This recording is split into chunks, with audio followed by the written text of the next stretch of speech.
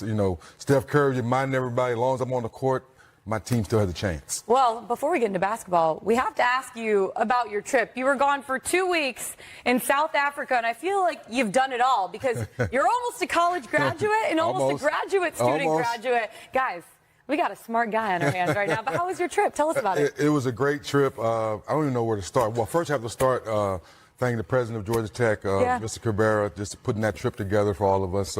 Going over to South Africa, Johannesburg, Cape Town, visiting different businesses, school. Big shout out to Masai Ujiri, who set that up. I had a chance to go see NBA Africa office. My man Frank to my right took me around Johannesburg, showed me around. Just a fun trip for me personally, because you've heard so much about Africa, but until you lay your eyes on it and see it personally and walk around and meet the people, it was great. What was, I would say, your favorite part? I know you were there for 13, 14 days, so it's probably hard to narrow down to one thing. No, what would you say is the best part? It's safari. You know, being able to go out there and see the animals. Got lucky seeing the hippos, seeing the lions, and all that kind of stuff. Because I'm a huge National Geographic Channel fan, so I watch that channel a lot. So to be out there early in the morning and to hear all the crazy sounds, stuff you see on TV and reality, so it was life-changing, of course. Oh, my God. I sent it. I don't know if they're going to show the video. That's why I sent a whole lot of stuff. The hippo, it's just stuff that, once again, you see it on TV, you see it as a kid, but once you're out there at 5 o'clock in the morning, you're on those trucks, you're riding around, you're cold, you're like, man, take me back to the hotel if something crazy happened. But no, it was a lot of fun. That's so much fun. Well, we're so excited to have you back. It hasn't been same here in the studio without you. So let's do it. 2.5D, 3D, whatever you want to call him. He's back and better than ever, baby. You want to know who else is better than ever? The Sacramento Kings. Let's send it back out to Sacramento. Hear from head coach Mike Brown. I think our guys are ready. I feel like our guys are going to compete at a high level and leave it out on the floor. But Golden State's been through plenty of Game 7s. They've been through plenty of big situations. They're going to come out fighting. They're going to come out swinging, and their backs are against the wall. And a lot of times that's when people in general usually perform at their best. We've won a Game 7 on the road before in the playoffs. We know we can do it. Group and fill up the cup and get our energy ready for Sunday afternoon. Luckily for us, we still have another crack at it. I still have absolute belief in this team that we can go get it done on the road. It will be a tall task, but we will respond like the champions we are. Play with a sense of desperation, but a sense of, I use the word composure, because that is, you don't want to get too riled up and get outside of yourself. Like I said, it's just basketball. We know what to do. We have an identity of who we are when we're playing our best basketball, and if we can find that, I like our chances. Let's bring in Sam Amick now, senior NBA writer for The Athletic. Sam, first of all, before we get into the game, how you doing? Good, Lauren, 3D. Thank you guys for having me. We were talking off air. It's a little strange to be at the arena this early, but we're ready to go. Game 7. Yeah, it's going to be so exciting. We're looking forward to it. I want to talk about the energy right now around Sacramento. This is the first time they got a win at Golden State since 2000. Only the third time that they're hosting a Game 7. What's the energy been like around the city? I mean, you can imagine 17 years of angst not being in the playoffs. Game 1, to me, was far and away the loudest, craziest environment in this setting, and I think Game 7 is going to be pretty similar. In between, it was loud. It was on a different level, but you kind of saw the tapering off a bit. After Game 6, to give you an idea, I'm in the Kings visiting locker room at Chase Center, and I actually talked to Domantas Sabonis and some of the guys about how on social media there were pictures of the fans flooding Golden 1 back in Sacramento just to watch that beam go up because the Kings had won that road game and brought it back. And obviously today it's just going to be crazy. You know what? We've seen this situation before. We put so much pressure on the players. They haven't been there before. But their leader, Mike Brown, he's been there. He's been right next to Steve Kerr. Is that an advantage or disadvantage knowing kind of what your former coach is thinking about? 3D, I think it's a huge advantage. All throughout this series has been laying in the weeds a little bit in terms of how he handles his media. Every time he gets asked about the history with the Warriors and whether or not it's an advantage, he almost plays dumb. Like, I don't know what you're talking about. They know me as much as I know them. But I have heard plenty of things behind the scenes in terms of how Mike has implemented that insight with his group. To give you one quick example, Draymond Green being such an intense player and a guy who fuels the Warriors. Mike's been telling his guys, like, do not add energy to that man. And so every time you see guys maybe think about trash talking with Draymond, think about going down this road, that's just one little example of a time when Mike says, I think the best path to success is to just kind of beat them quietly and keep playing and get back to your identity.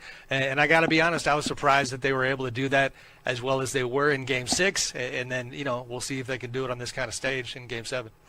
Talk about De'Aaron Fox for a second, because this is a guy, he has a broken index finger on his shooting hand, and he's still over 20 points per game every single game so far throughout this series. He tied Oscar Robinson for the longest ever streak in NBA history for a career franchise. How important has he been, and how has he been able to elevate the Kings' play in the way that he has? He's just been an absolute superstar, and again, I got to admit, I'm surprised that he's gotten to this level. If you go back about a year ago, guys, they do that Tyrese Halliburton trade with Indiana, and it was a bit of a fork in the road. Are we building around Halliburton? Are we building around Fox? And they make their move. There was a lot of people questioning if that was the right way to go. And now you see the clutch play. You see the consistent playoff performances. This regular season, Domantas Sabonis, in my opinion, was probably the most valuable player on the Kings. Now that script has been flipped. De'Aaron's been killing it, and then he breaks the finger. I mean, this is the same injury that Kobe Bryant played through back in 2010, but that's Kobe. Expected that kind of a grit from Kobe and an excellence from Kobe. To see De'Aaron fight through that and have this team still in the series, to me, is incredible. It's amazing you bring up the name Kobe. So let's go to the Warriors. Who has that Kobe performance? Is it Steph? Is it Clay? Does Poole finally have a pool party and really explode because he hadn't had one of those pool type of games? Right. Who's that guy for the Warriors tonight? Dennis, I think it's got to be Steph. Steph's had a really good series. I think mentally, poise-wise, competitiveness-wise, he has been the steadiest. That Game 6 felt like Steph was doing Steph things, and late in the third quarter he looks around and it's kind of that vibe of like, guys, is anybody coming with me today? And they weren't, so they got run off the floor. But Steph has been really good. I just wonder, in terms of the psyche of a game like this, you hear Klay Thompson in that press conference talk about we're going to play like the champions that we are. The Warriors, if they're going to win this game, they got to stay in the present and realize that, like, there's nothing given because you won those four. One part of their challenge mentally is that idea that, well, because we've done this before so many times, that's going to get us through. That's not the case. The Kings obviously are not afraid of the moment. And to me, I mean, as long as I've been doing this, Game 7s never get old. And the young and old contrast of this game, I think, is just awesome. Sam, we so appreciate you taking the time. Make sure you get yourself some breakfast out there. It's going to be a long day, okay? Yeah, you better enjoy it. I got the coffee right here. It's been a long time, baby. We're ready to roll. Thank you, guys. Enjoy it. Sam Amick, we so appreciate the time. Let's elaborate on De'Aaron Fox a little bit more, because Swipe the Fox. This is a guy that has come in, his first ever postseason experience, and he's averaging just under 30 points per game on 44.5% shooting. How is he so good? Well, he believes in himself, once of all. He puts in the work. And last but not least, for all those people that said, oh, why you give him that contract? Well, I don't hear those guys now. So you hear a lot of the guys on TV somehow slow down the ball, stop the ball. Well, he's so good in transition. Once you do the share, you get easy buckets. But now you're in a half-court set. Ball movement, player movement. Mike Brown's done an excellent job getting guys moving around. Now it's about sharing the basketball. Kevon Looney's in the paint because he might drive. No, Sabonis has that three-ball corner pocket, hand down, man down, as Mark Jackson likes to say. Now you're in a half-court set. Now he's moving without the ball like Steph Curry a little bit, but understanding that the lane is still the most important part. On the field, should I say the court, you attack. Now he's catching and shooting, leave it, shooter's paradise from the corner.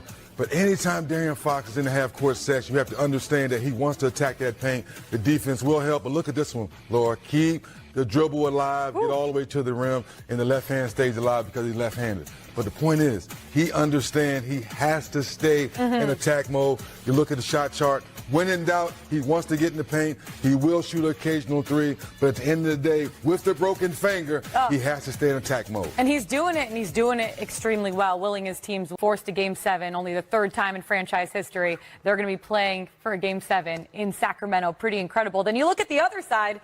The Warriors, they have had quite a dynasty over the last couple of years. Since 2015, they're 22-11 in closeout games. Does that dynasty end tonight, or today, I guess, with a 3:30 p.m. tip? I don't want to bet against the Warriors because, me being a shooter and love all the shooting with Steph Curry and Klay Thompson changed the game from from a jump shooting standpoint. They've proven that if you put the effort on the defensive end of the floor, Draymond's been that leader. But the way Sacramento's playing, I think it's